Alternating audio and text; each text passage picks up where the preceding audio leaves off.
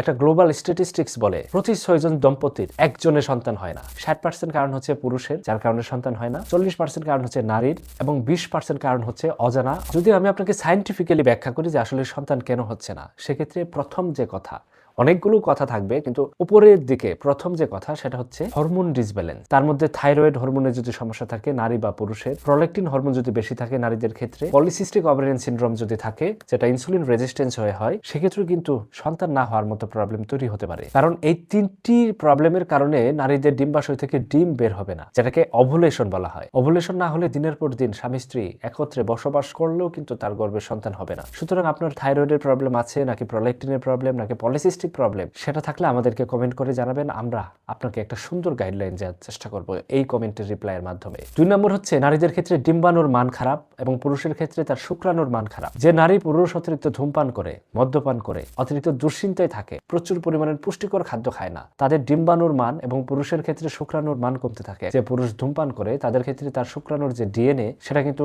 নষ্ট হতে থাকে এবং নারীদের ক্ষেত্রেও তাদের ডিমের যে রিজার্ভ সেটা আলটিমেটলি কমতে থাকে। সুতরাং ধূমপান কিন্তু অবশ্যই বাদ দিতে হবে। পুষ্টিকর খাদ্যের মধ্যে মাছ, মাংস, ডিম, দুধ খেতে হবে। শুধু ভাত খেলেই কিন্তু আপনার পুষ্টি পূরণ হবে না। ভাতের পাশাপাশি প্রচুর শাকসবজি, মাছ, মাংস, ডিম, দুধ খেতে হবে। নারীদের ক্ষেত্রে যদি ঘন ঘন ইনফেকশন হয় নারীদের টিউব ব্লক হতে পারে। পুরুষের ক্ষেত্রেও তার অন্ডথলিতে ঘন ঘন ব্যথা হলে সেক্ষেত্রেও এটা জটিলতা তৈরি হতে পারে। নারী পুরুষ উভয়েই যদি কখনো দেখতে পায় নারীদের অতিরিক্ত স্রাব হচ্ছে, মাসিকের সময় তীব্র ব্যথা হচ্ছে এবং সেটা সবসময় হচ্ছে, মাসিক কালচে বর্ণ হচ্ছে অথবা জমাট বাঁধা মতো রক্ত হচ্ছে, তলপেটে ব্যথা হচ্ছে, পায়খানার রাস্তাও ব্যথা করে, সেক্ষেত্রে অবশ্যই একজন গাইনোকোলজিস্টের পরামর্শ নেওয়া উচিত। পুরুষের ক্ষেত্রে যখন সে বুঝতে পারবে তার সবসময় চিনচিন ব্যথা হচ্ছে তার অন্ডথলিতে, সেক্ষেত্রে তার এটা ইনফেকশন অথবা ভেরিকোসিল অথবা অন্য কোনো অন্ডথলির জটিল ইনফেকশন জনিত কারণে হতে পারে, সেক্ষেত্রে তার অবশ্যই দ্রুত চিকিৎসকের পরামর্শ নেওয়া উচিত। সবথেকে গুরুত্বপূর্ণ হচ্ছে নারীরা পিরিয়ড অনিয়মিত হলেও চিকিৎসা না নেওয়া। একটা নারীর পিরিয়ড যদি সঠিক সময়ে হয় এবং নিয়মিত হয় তাহলে বুঝতে হবে সে নারী সন্তান গর্ভে ধারণ করার জন্য ক্যাপাবল বা সামর্থ্য আছে। একটা নারীর পিরিয়ড যদি 25 থেকে 35 দিনের মাঝখানে হয় সেক্ষেত্রে সেটাকে রেগুলার পিরিয়ড বলা হয়। আর নারীদের পিরিয়ড কিন্তু অবশ্যই 4টা হরমোনের উপর ডিপেন্ড করে। একটা হচ্ছে এস্ট্রোজেন, একটা হচ্ছে প্রজেস্টেরন, ফলিকুলার স্টিমুলেটিং হরমোন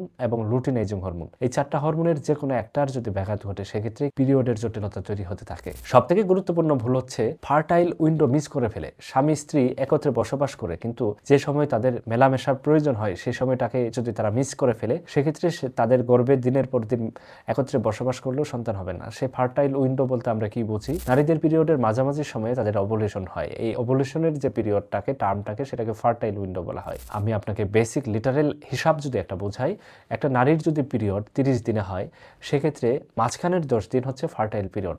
এই 10 দিনের মধ্যেই যে কোনো একদিন তার ওভুলেশন হতে পারে। তার মানে নারীর পিরিয়ড যে কই দিনে হবে সেটা যদি 3 দ্বারা ভাগ করেন, মাঝখানের যে দিনগুলো এই দিনগুলোতে একদিন পরপর স্বামীর সাথে সম্পর্ক স্থাপন করতে হবে, সেক্ষেত্রে সন্তান হওয়ার চান্স বেড়ে যায়। যদি আপনি এই হিসাবটা না বুঝে থাকেন সেক্ষেত্রে অবশ্যই কমেন্ট করলে আপনার পিরিয়ড কতদিন পরপর হয় সেক্ষেত্রে আপনার ফার্টাইল উইন্ডোটা আমরা কিন্তু আপনাকে রিপ্লাইয়ের মাধ্যমে জানিয়ে দেওয়ার চেষ্টা করব। সবথেকে গুরুত্বপূর্ণ হচ্ছে নারী পুরুষ তাদের ওজন অনিয়ন্ত্রিত রাখে।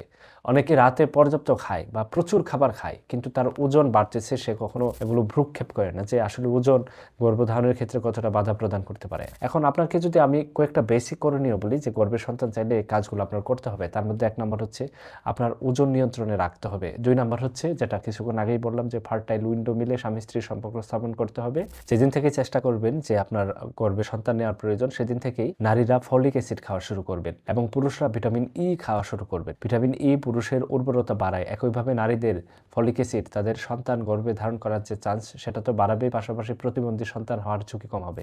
এই কয়েকটি নিয়ম একাধারে 6 মাস মানার ফলেও যদি আপনার রেজাল্ট না দেখতে পান সেক্ষেত্রে অবশ্যই একজন নিকটস্থ ডাক্তার দেখে পরীক্ষা নিরীক্ষা করে নেবেন। ভিডিওটি এখানে শেষ করছি। সুস্থ থাকুন। আসসালামু আলাইকুম।